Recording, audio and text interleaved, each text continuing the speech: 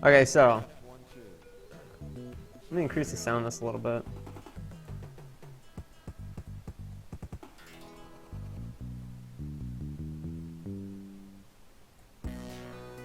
So yeah, so this is Comix Zone. What can I say about it other than this came out very late in the Genesis lifespan. But it was a very, very good game. You could tell it was definitely a very late generation game just from the quality that was put into it. But the basic storyline is that you are a comic book artist. And it's, you know, New York City, there's a thunderstorm going on or whatever else. And you're drawing and you're sketching out your comic and you got a big old ponytail because you're a comic book artist and that's what all comic book artists had back then.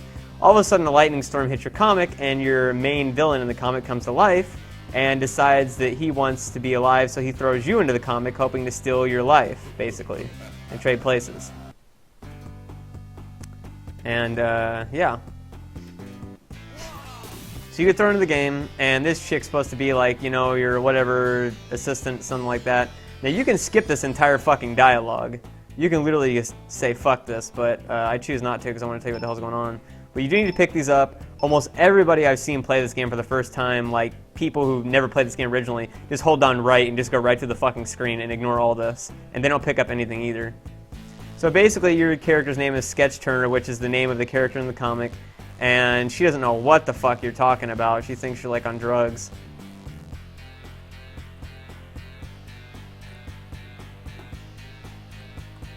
Now what's interesting about this is the fighting system is actually pretty good. Like, you can jump, whatever else, you can pick from your items here, but you don't really want to use any of them because you don't want to use any of them right now.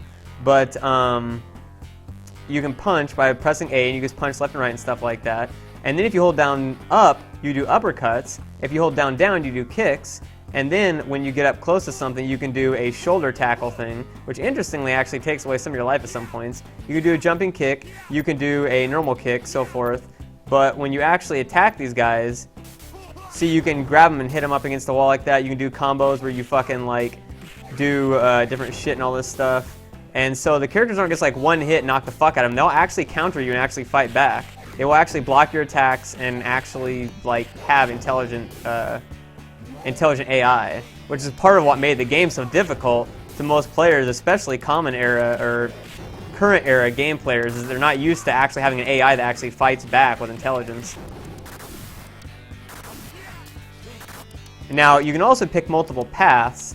I usually pick down because down actually gets you more benefit because you do have to go through these fuckers, which do take a tiny bit of your life, but it's worth it because you get this big bitch. And I'll show you what that is in a minute, but the first thing we're going to do is get rid of this knife because this knife sucks a dick. And it actually tears the pages of the comic, which was pretty cool. There you go. You block by holding down the punch button, basically, I believe you hold down the punch button to block. Now something interesting is, I'm not going to do it on this level, I'll do it, well actually I'll do it just to show you guys. You can hold down the attack button and actually rip your comic apart to make a paper airplane, which is an insta-kill to almost anything it hits. But when it comes back across the screen, if it hits you, it'll actually drop you down to near critical levels of life also. So that's kind of an interesting troll job they did there. Since I used so much of my life, I'm going to use my milk here and get most of it back. You want the rat for later, for sure. And so now here's the first kind of dick enemy here.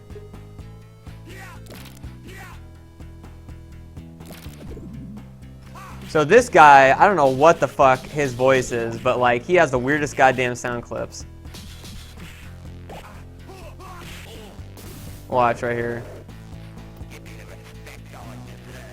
They'll actually attack each other too.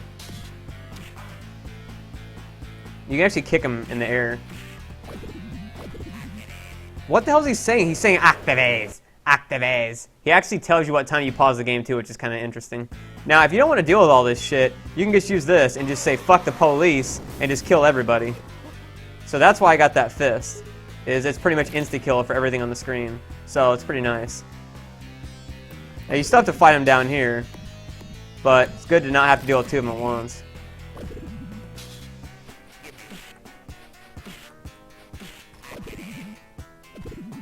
But again, you can tell this game had a lot of love and effort put into it. This was a sort of all-star team of Sega developers here that made this. Oh yeah, you can do this kick too by holding on up and left and kicking.